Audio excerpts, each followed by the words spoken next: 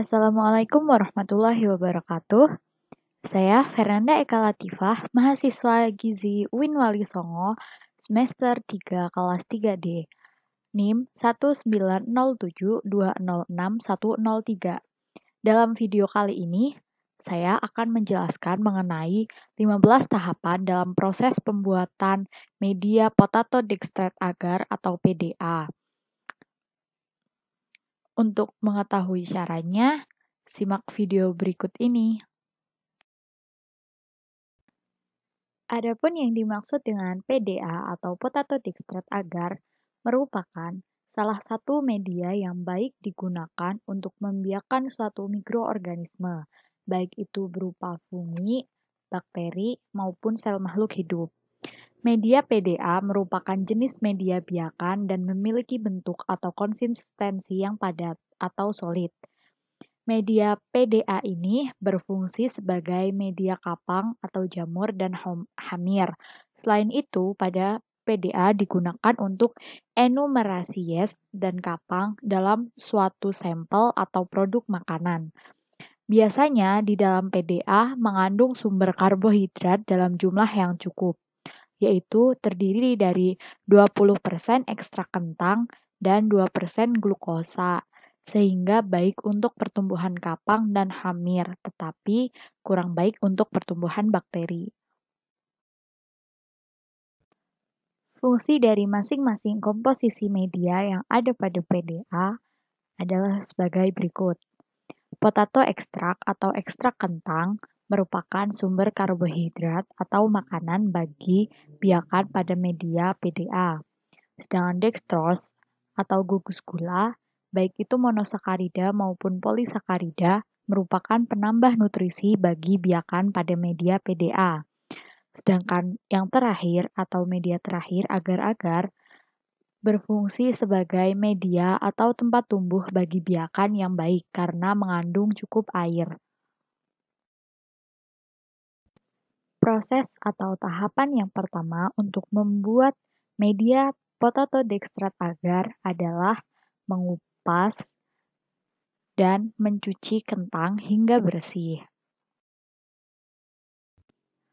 Proses pengupasan pada kentang dan juga pencucian pada kentang dilakukan untuk kentang yang digunakan supaya menjadi bersih, higienis, dan bebas dari kotoran, baik yang berasal dari mikroba maupun dari tanah menempel pada kulit kentang.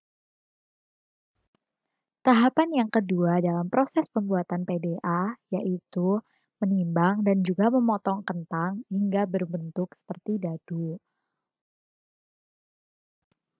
Proses penimbangan bertujuan untuk mengetahui berat kentang yang digunakan dan juga pada proses pemotongan bertujuan untuk mempermudah saat perebusan kentang atau untuk mendapatkan sari dari kentang tersebut. Proses atau tahapan yang ketiga yaitu dengan merebus kentang hingga volume air rebusan berkurang setengahnya. Tujuan dari perebusan kentang adalah untuk mendapatkan ekstrak kentang. Setelah volume aqueous berkurang, matikan kompor dan juga ambil potongan kentang dari air rebusan. Karena dalam proses pembuatan PDA yang digunakan hanya air rebusan kentangnya. Tahapan yang berikutnya atau tahapan yang keempat yaitu menambahkan bubuk agar-agar dan juga gula ke dalam air rebusan kentang, kemudian rebus hingga mendidih.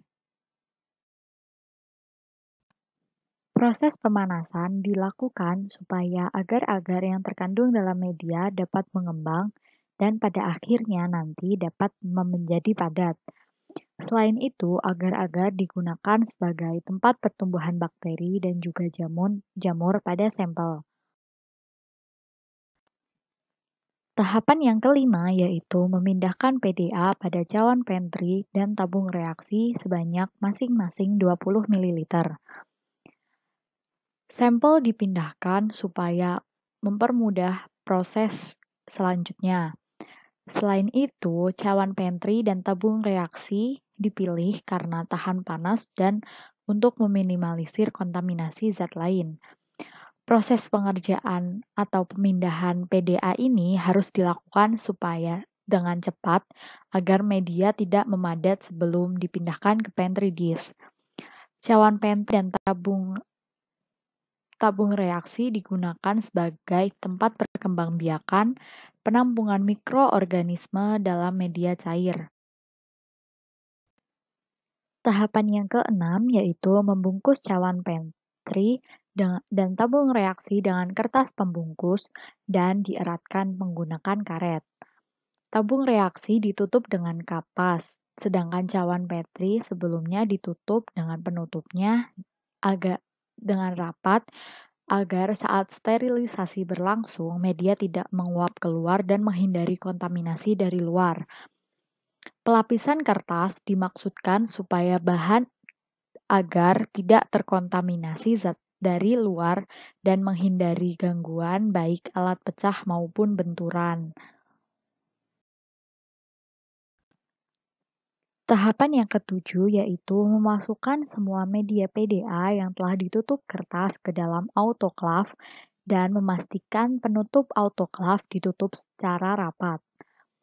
Autoclave adalah alat untuk mensterilkan berbagai macam alat dan bahan yang akan digunakan dalam praktikum mikrobiologi dengan memanfaatkan uap air panas yang bertekanan tinggi. Tahapan yang kedelapan yaitu menyalakan autoclave hingga suhu 100 derajat Celcius dan mempertahankan suhu tersebut selama 15 menit.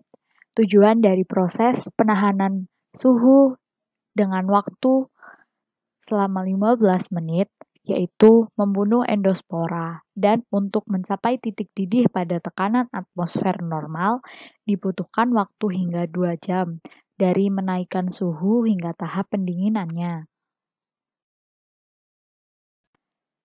Tahapan yang kesembilan yaitu mematikan autoclave dan mengambil media PDA pada keesokan harinya.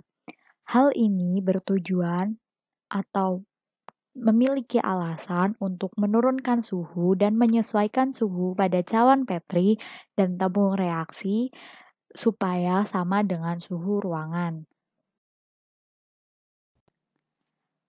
Tahapan yang ke-10 yaitu mengeluarkan semua media PDA dari autoclave.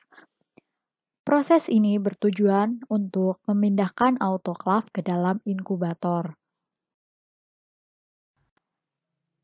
Proses atau tahapan yang ke-11 yaitu memasukkan semua media PDA ke dalam inkubator. Alasan dari proses ini yaitu untuk menginkubasi dan menumbuhkan mikroba pada suhu tertentu. Tahapan yang ke-12 yaitu menanamkan bakteri atau jamur dari 10 sampel yang ada. Tujuan dari tahap ini yaitu mengembangbiakan dan mengetahui jumlah bakteri atau jamur yang terdapat di dalam sampel. Tahapan yang ke-13 yaitu membungkus cawan Petri dan tabung reaksi menggunakan plastik wrap. Tujuan dari membungkus cawan Petri dan juga tabung reaksi menggunakan plastik wrap yaitu untuk menghindari terjadinya kontaminasi zat lain dan menjaga supaya cawan Petri dan tabung reaksi agar tetap steril. Proses atau tahapan yang ke-14 yaitu menunggu selama 3 hari di dalam inkubator. Hal ini dilakukan untuk mengetahui fase pertumbuhan bakteri dan jamur selama masa pertumbuhan yang bervariasi.